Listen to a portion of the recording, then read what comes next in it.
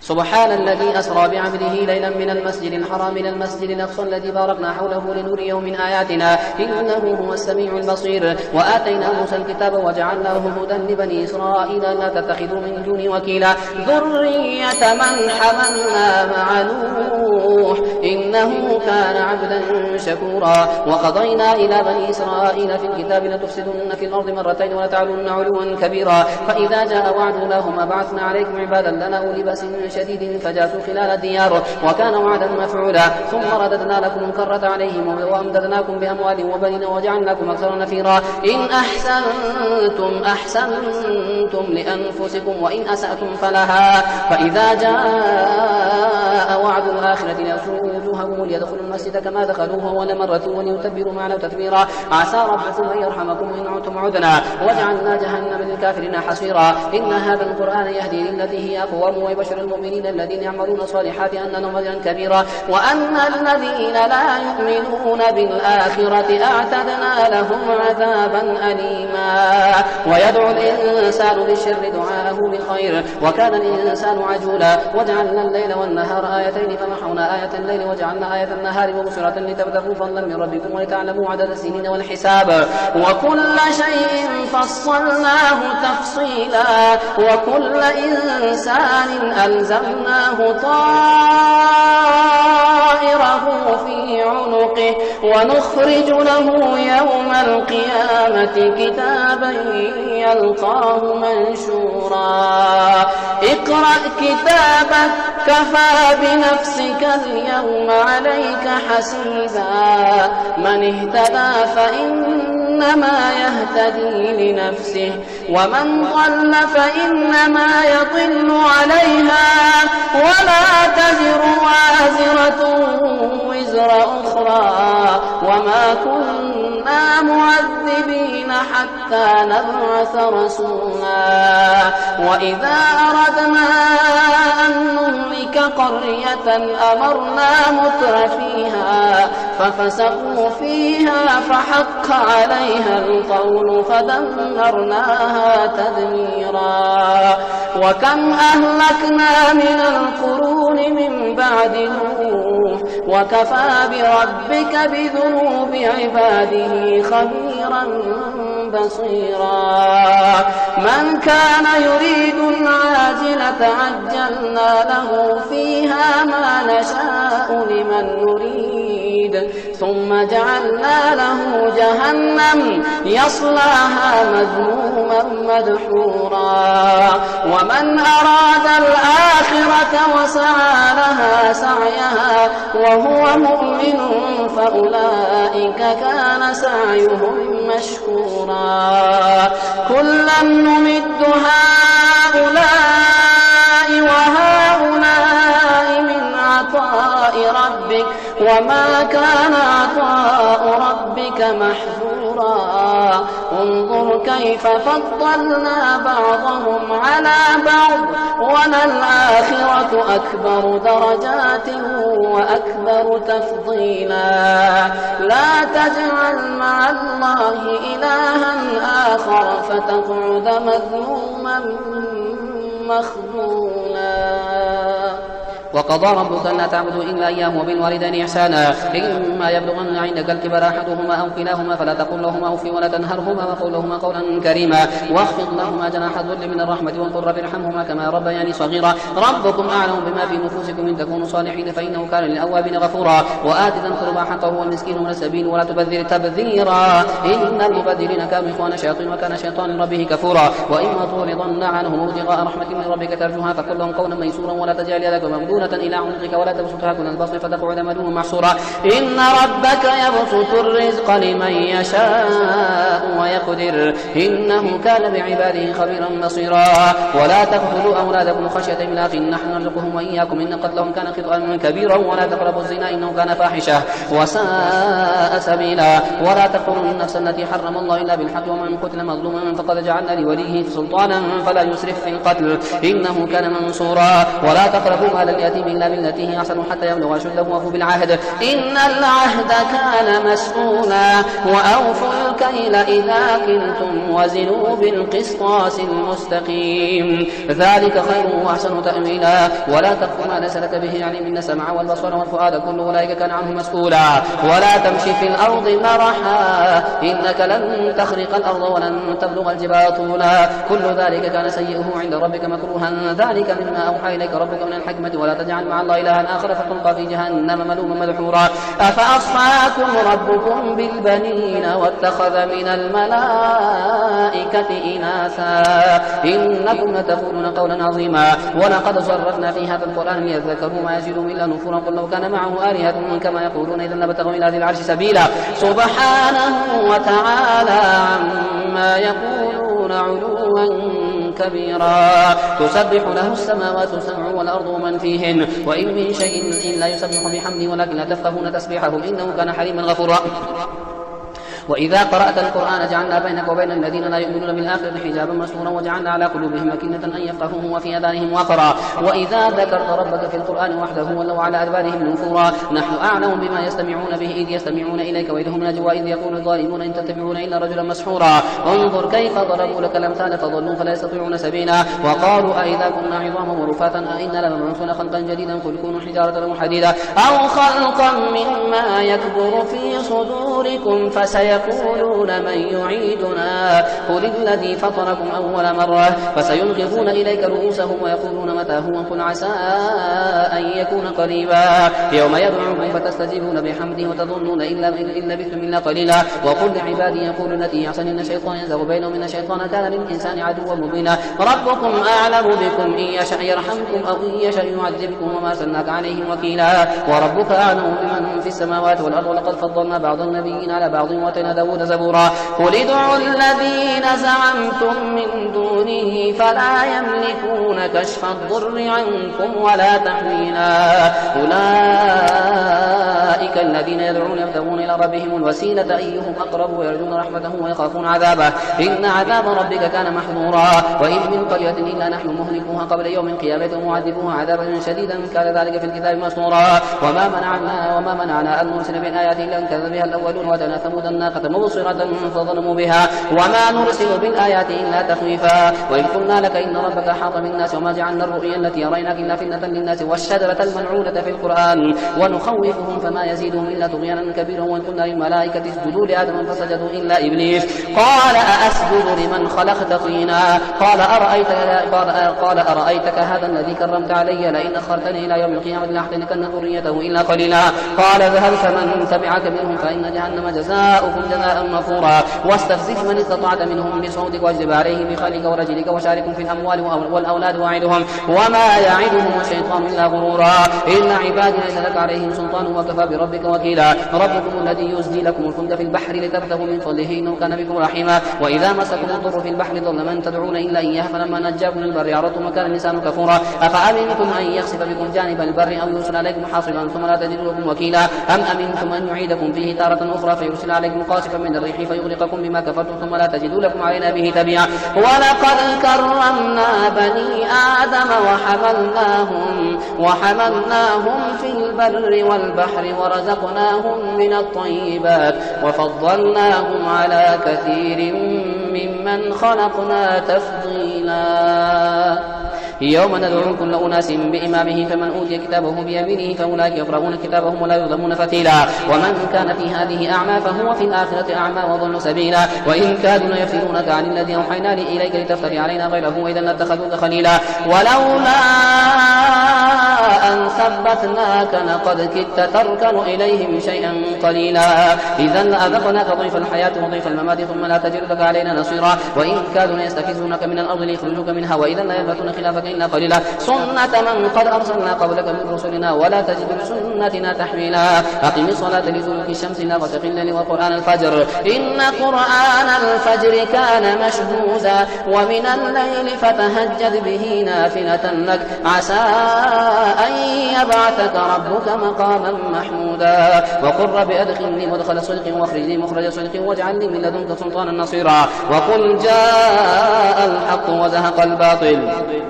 إن الباطل كان زهوقا وننزل من القرآن ما هو شفاء ورحمة للمؤمنين ولا يزيد الظالمين إلا خسارا وإذا أنعمنا على الإنسان أعرض ونأى بجانبه وإذا مسه الشر كان يئوسا قل كل يعمل على شاكلته فربكم أعلم بمن هو أهدى سبيلا ويسألونك عن الروح قل الروح من أمر ربي وما أوتيتم من العلم إلا قليلا ولئن شئنا لنذهبن بالذي أوحينا إليك ثم لا تجد لك به علينا وكيلا إلا رحمة من ربك إن فضله كان عليك كبيرا قل إن اجتمعت الإنس والجن على أن يأتوا بمثل هذا القرآن لا يأتون بمثله ولو كان بعضهم لبعض ظهيرا ولقد صرفنا للناس في هذا القرآن من كل مثل فأبى أكثر الناس إلا كفورا وقالوا لن نؤمن لك حتى تفجر لنا من الأرض ينبوعا أو تكون لك جنة من نخيل وعنب فتفجر الأنهار خلالها تفجيرا أو تسقط السماء كما زعمت علينا كسفا أو تأتي بالله والملائكة قبيلا أو يكون لك بيت من زخرف أو ترقى في السماء ولن نؤمن لرقيك حتى تنزل علينا كتابا نقرأه قل سبحان ربي هل كنت إلا بشرا رسولا وما منع الناس أن يؤمنوا إذ جاءهم الهدى إلا أن قالوا وبعث الله بشرا رسولا قل لو كان في الأرض ملائكة يمشون مطمئنين لنزلنا عليهم من السماء ملكا رسولا قل كفى بالله شهيدا بيني وبينكم إنه كان بعباده خبيرا بصيرا ومن يهد الله فهو المهتد ومن يضلل فلن تجد لهم أولياء من دونه ونحشرهم يوم القيامة على وجوههم عميا وبكما وصما مأواهم جهنم كلما خبت زدناهم سعيرا ذلك جزاؤهم بأنهم كفروا بآياتنا وقالوا أئذا كنا عظاما ورفاتا أئنا لمبعوثون خلقا جديدا أولم يروا أن الله الذي خلق السماوات والأرض قادر على أن يخلق مثلهم وجعل لهم أجلا لا ريب فيه فأبى الظالمون إلا كفورا قل لو أنتم تملكون خزائن رحمة ربي إذا لأمسكم خشية الإنفاق وكان الإنسان كثورا ولقد آتينا موسى 9 آيات بينات فاسأل بني إسرائيل إذ جاءهم فقال له فرعون إني لأظنك يا موسى مسحورا قال لقد علمت ما أنزل هؤلاء إلا رب السماوات والأرض بصائر وإني لأظنك يا فرعون مسحورا فأراد أن يستفزهم من الأرض فأغرقناه ومن معه جميعا وقلنا من بعده لبني إسرائيل اسكنوا الأرض فإذا جاء وعد الآخرة جئنا بكم لفيفا وبالحق أنزلناه وبالحق نزل وما أرسلناك إلا مبشرا ونذيرا وقرآنا فرقناه لتقرأه على الناس على مكث ونزلناه تنزيلا قل آمنوا به أو لا تؤمنوا إن الذين أوتوا العلم من قبله إذا يتلى عليهم يخرون للأذقان سجدا ويقولون سبحان ربنا إن كان وعد ربنا لمفعولا ويخرون للأذقان يبكون ويزيدهم خشوعا قل ادعوا الله أو ادعوا الرحمن أيما تدعوا فله الأسماء الحسنى ولا تجهر بصلاتك ولا تخافت بها وابتغ بين ذلك سبيلا وقل الحمد لله الذي لم يتخذ ولدا ولم يكن له شريك في الملك ولم يكن له ولي من الذل وكبره تكبيرا الحمد لله الذي أنزل على عبده الكتاب ولم يجعل له عوجا قيما لينذر بأسا شديدا من لدنه ويبشر المؤمنين الذين يعملون الصالحات أن لهم أجرا حسنا ماكثين فيه أبدا وينذر الذين قالوا اتخذ الله ولدا ما لهم به من علم ولا لآبائهم كبرت كلمة تخرج من أفواههم يقولون إلا كذبا فلعلك باخع نفسك على آثارهم إن لم يؤمنوا بهذا الحديث أسفا إنا جعلنا ما على الأرض زينة لها لنبلوهم أيهم أحسن عملا وإنا لجاعلون ما عليها صعيدا جرزا أم حسبت أن أصحاب الكهف والرقيم كانوا من آياتنا عجبا إذ أوى الفتية إلى الكهف فقالوا ربنا آتنا من لدنك رحمة وهيئ لنا من أمرنا رشدا فضربنا على آذانهم في الكهف سنين عددا ثم بعثناه لنعلم أي الحزبين أحصى لما لبثوا أمدا نحن نقص عليك نبأهم بالحق إنهم فتية آمنوا بربهم وزدناهم هدى وربطنا على قلوبهم إذ قاموا فقالوا ربنا رب السماوات والأرض لن ندعو من دونه إلها لقد قلنا إذا شططا هؤلاء قوم اتخذوا من دونه آلهة لولا يأتون عليهم بسلطان بين فمن أظلم ممن افترى على الله كذبا وإذ اعتزلتموهم وما يعبدون إلا الله فأووا إلى الكهف ينشر لكم ربكم من رحمته ويهيئ لكم من أمركم مرفقا وترى الشمس إذا طلعت تزاور عن كهفهم ذات اليمين وإذا غربت تقرضهم ذات الشمال وهم في فجوة منه ذلك من آيات الله من يهدي الله فهو المهتد ومن يضلل فلن تجد له وليا مرشدا وتحسبهم أيقاظا وهم رقود ونقلبهم ذات اليمين وذات الشمال وكلبهم باسط ذراعيه بالوصيد لو اطلعت عليهم لوليت منهم فرارا ولملئت منهم رعبا وكذلك بعثناهم ليتساءلوا بينهم قال قائل منهم كم لبثتم قالوا لبثنا يوما وبعض يوم قالوا ربكم أعلم بما لبثتم فابعثوا أحدكم بورقكم هذه إلى المدينة فلينظر أيها أزكى طعاما فليأتكم برزق منه وليتلطف ولا يشعرن بكم أحدا إنهم إن يظهروا عليكم يرجموكم أو يعيدوكم في ملتهم ولن تفلحوا إذا أبدا وكذلك أثرنا عليهم ليعلموا أن وعد الله حق وأن ساعة لا ريب فيها إذ يتنازعون بينهم أمرهم فقالوا ابنوا عليهم بنيانا ربهم أعلم بهم قال الذين غلبوا على أمرهم لنتخذن عليهم مسجدا سيقولون ثلاثة رابعهم كلبهم ويقولون خمسة سادسهم كلبهم رجما بالغيب ويقولون سبعة وثامنهم كلبهم قل ربي أعلم بعدتهم ما يعلمهم إلا قليل فلا تمار فيهم إلا مراء ظاهرا ولا تستفت فيهم منهم أحدا ولا تقولن لشيء إني فاعل ذلك غدا إلا أن يشاء الله واذكر ربك إذا نسيت وقل عسى أن يهديني ربي أقرب من هذا رشدا ولبثوا في كهفهم 300 سنين وازدادوا 9 قل الله أعلم بما لبثوا له غيب السماوات والأرض أبصر به واسمع ما له من دونه من ولي ولا يشرك في حكمه أحدا واتل ما أوحي إليك من كتاب ربك لا مبدل لكلماته ولن تجد من دونه ملتحدا واصبر نفسك مع الذين يدعون ربهم بالغداة والعشي يريدون وجهه ولا تعد عينك عنهم تريد زينة الحياة الدنيا ولا تطع من أغفلنا قلبه عن ذكرنا واتبع هواه وكان أمره فرطا وقل الحق من ربكم فمن شاء فليؤمن ومن شاء فليكفر إن أعتدنا للظالمين نارا حاط من سرادقها وإن يستغيثوا يغاثوا بماء كالمهل يشوي الوجوه بئس الشراب وساءت مرتفقا إن الذين آمنوا وعملوا الصالحات إنا لنضيع أجر من أحسن عملا أولئك لهم جنات عدن تجري من تحتهم الأنهار يحلون فيها من أساور من ذهب ويلبسون ثيابا خضرا من سندس واستبرق متكئين فيه على الأرائك نعم الثواب وحسنت مرتفقا واضرب لهم مثلا الرجلين جعلنا لأحدهما جنتين من أعناب وحففناهما بنخل وجعلنا بينهما زرعا كلتا الجنتين آتت أكلها ولم تظلم منه شيئا وفجرنا خلالهما نهرا وكان له ثمر فقال لصاحبه وهو يحاوره أنا أكثر منك مالا وأعز نفرا ودخل جنته وهو ظالم لنفسه قال ما أظن أن تبيد هذه أبدا وما أظن ساعة قائمة ولئن رددت إلى ربي لأجدن خيرا منها منقلبا قال له صاحبه وهو يحاوره أكفرت بالذي خلقك من تراب ثم من نطفة ثم سواك رجلا لكن هو الله ربي ولا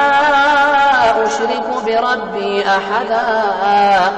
ولولا إذ دخلت جنتك قلت ما شاء الله لا قوة إلا بالله إن ترني أنا أقل منك مالا وولدا فعسى ربي أن يؤتيني خيرا من جنتك أو يرسل عليها حسبانا من السماء فتصبح صعيدا زلقا أو يصبح ماؤها غورا فلن تستطيع له طلبا وأحيط بثمره فأصبح يقلب كفيه على ما أنفق فيها وهي خاوية على عروشها ويقول يا ليتني لم أشرك بربي أحدا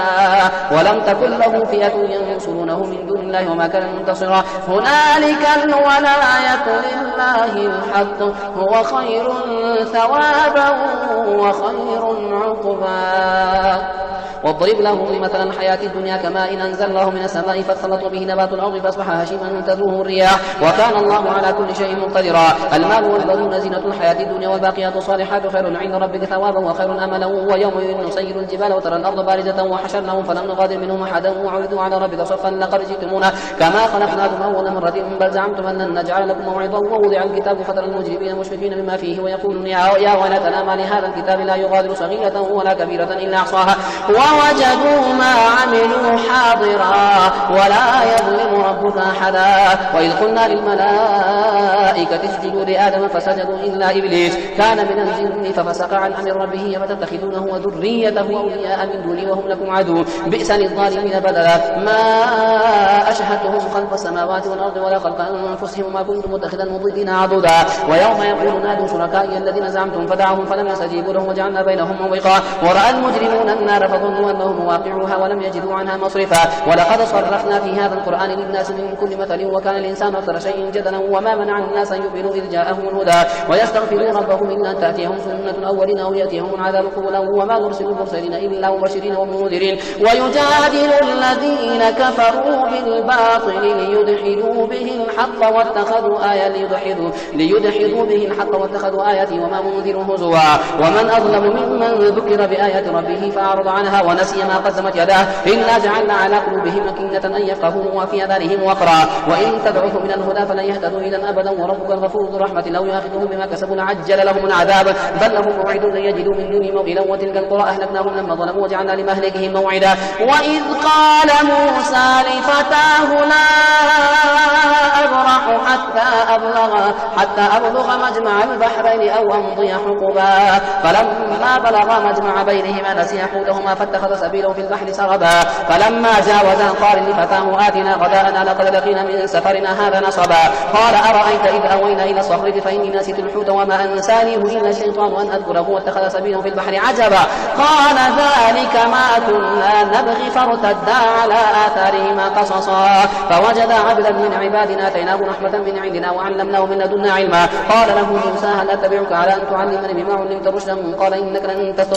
تستطيع معي صبرا وكيف تصبر على ما لم تحط به خبرا